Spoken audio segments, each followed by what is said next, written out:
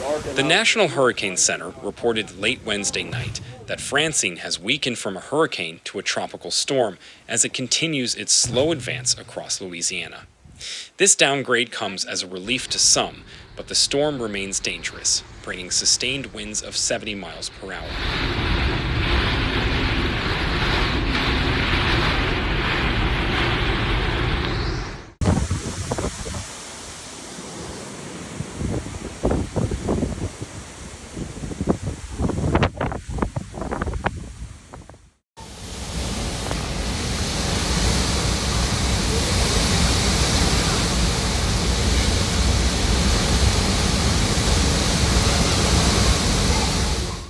Currently, the storm's eye is located just west of New Orleans, with a massive swath of heavy rain and high winds still pounding the region. Earlier today, Francine made landfall as a Category 2 hurricane, and despite its weakening, over 300,000 residents in Louisiana are left without power, highlighting the storm's persistent impact.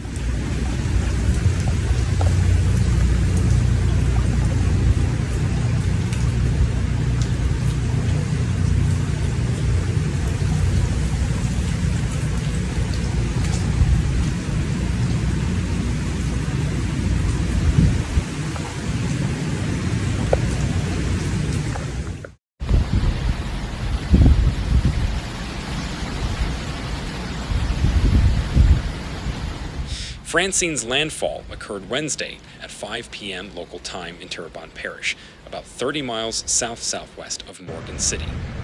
As it pushed inland, the storm delivered a brutal combination of torrential rains, fierce winds, and storm surges that battered coastal communities.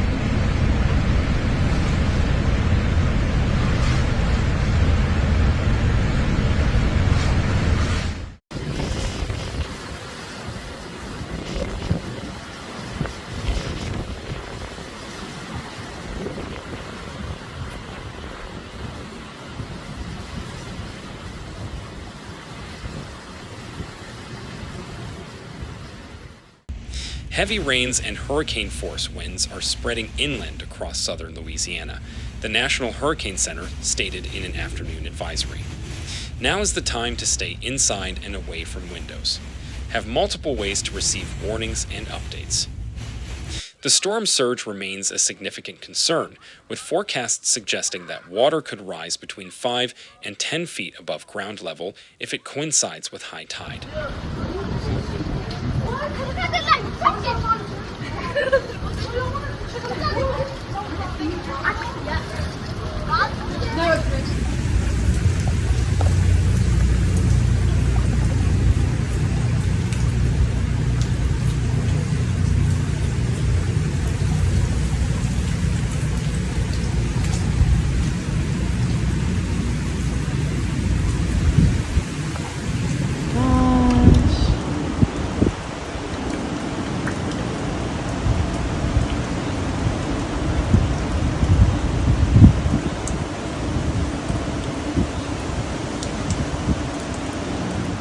This is particularly concerning for areas from Louisiana's intracoastal city and Vermilion Bay to Port Fortune, where communities are bracing for the potential of severe flooding.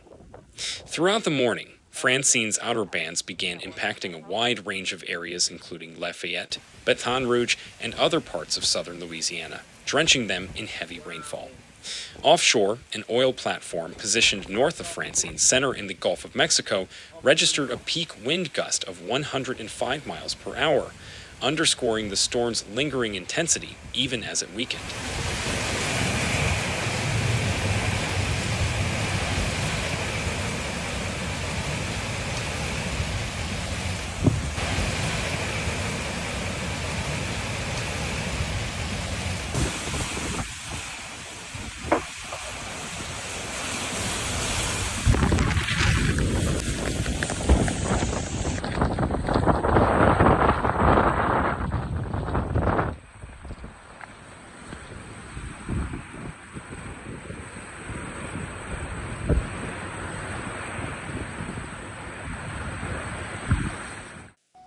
In anticipation of the storm's arrival, coastal parishes had issued mandatory or voluntary evacuation orders earlier in the week, urging residents to seek safer ground to avoid life-threatening conditions from flooding, high winds, and other severe weather effects. Iberia Parish also implemented a curfew starting at 11 a.m. CT Wednesday and set to last through 7 a.m. Thursday, aimed at keeping residents off the roads and out of danger during the storm's peak.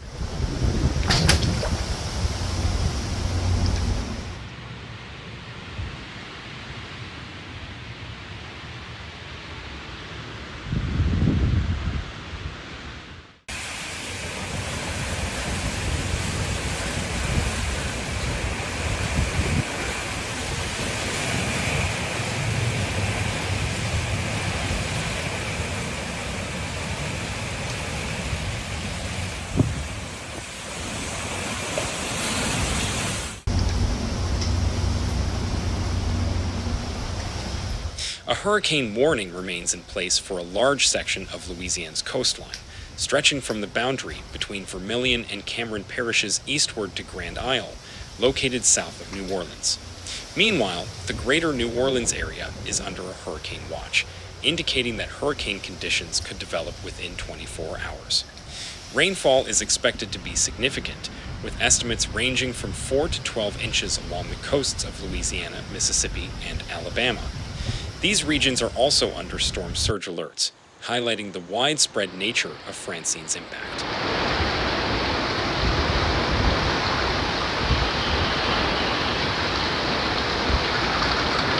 She's not playing. She is not playing. It's gonna come off, but I'm not sure.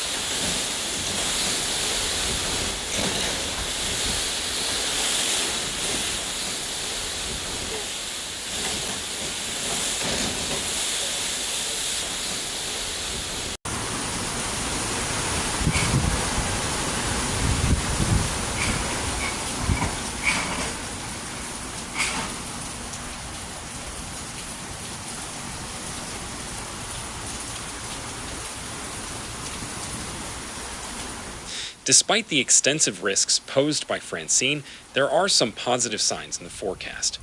Meteorologists suggest that the storm is unlikely to intensify further before it moves completely inland.